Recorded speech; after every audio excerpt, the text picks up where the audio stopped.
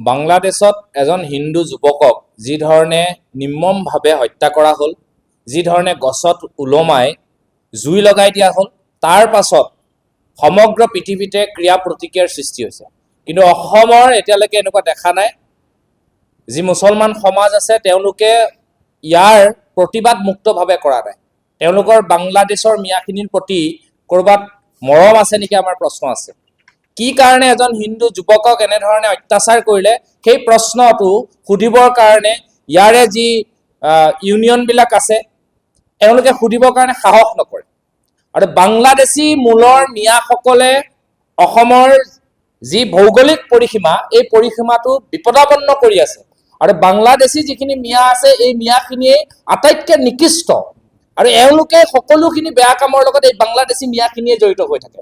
আজি ডুবাইত যিখিনি মুছলমান মানুহ আছে তেওঁলোকে ভাৰতত যি মৰম দিয়ে বা অন্যান্য দেশবিলাকত যি আছে তেওঁলোকে যথেষ্ট মৰম দিয়ে, কিন্তু পাকিস্তান আৰু বাংলাদেশে সদায় ভাৰতবৰ্ষখনক শেষ কৰাৰ পৰিকল্পনা থাকে। আৰু বৰ্তমানৰ যিখন চৰকাৰ মুখ্যমন্ত্ৰী হিমন্ত বিশ্ব শৰ্মা ডাঙৰীয়াৰ নেতৃত্বত যিখন অসমত চৰকাৰ চলি আছে এই চৰকাৰখনে বাংলাদেশী মিয়াখিনিৰ বিৰুদ্ধে অবৈধ মিয়াখিনিৰ বিৰুদ্ধে যেতিয়াই উচ্ছেদ কৰিবলৈ যায় তেতিয়াই কিন্তু একাংশ মুছলমানৰ লিডাৰ ওলায়, একাংশ মুছলমানৰ তথাকথিত বুদ্ধিজীৱী ওলায়। তেওঁলোকে কিন্তু এই হিন্দুসকলক যেতিয়া অত্যাচাৰ কৰে তেওঁলোকৰ কিন্তু মুখৰ মাত নাই। কিন্তু য'ত আমাৰ অবৈধভাৱে বাংলাদেশী সোপা আহি পেলাই য'ত আমাৰ বনাঞ্চল ধ্বংস কৰিছে, জনাঞ্চলত সোমাই ৰেপ কৰিছে, ডকাইত কৰিছে, চুৰ কৰিছে, সত্ৰৰ মাটি বেদখল কৰিছে, সেইসকলক কিন্তু সেইসকলৰ বিৰুদ্ধে প্ৰতিবাদ কৰিলে এই একাংশ অসমৰ কিছু তথাকথিত বুদ্ধিজীৱী মুছলমান নেতাই কিন্তু বিৰুদ্ধাচৰণ কৰে।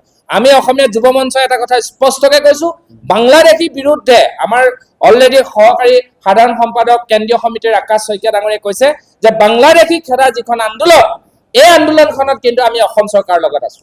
আৰু আমি যিকোনো মুহূৰ্তত যিকোনো তেজৰ বিনিময়ত আমি আমাৰ জাতীয় অস্তিত্ব স্বাভিমান ৰক্ষা কৰিবৰ কাৰণে আমি চৰকাৰৰ লগত আমি সদায় থাকিম, আছো। যি চৰকাৰে নাওক, সেয়া বিজেপিয়ে হওক কংগ্ৰেছে হওক, কিন্তু বাংলাদেশীক খেদিব লাগিব। যেনেধৰণে এতিয়া উচ্ছেদ কৰি আছে এই উচ্ছেদ বুলডোজাৰ আৰু যিমান পাৰি চলাব লাগে অসমত একদম কণ্টিনিউৱাছলি চলাব লাগে। এয়া আমি যুৱ মঞ্চৰ ফালৰ পৰা আমি দাবী কৰিছো।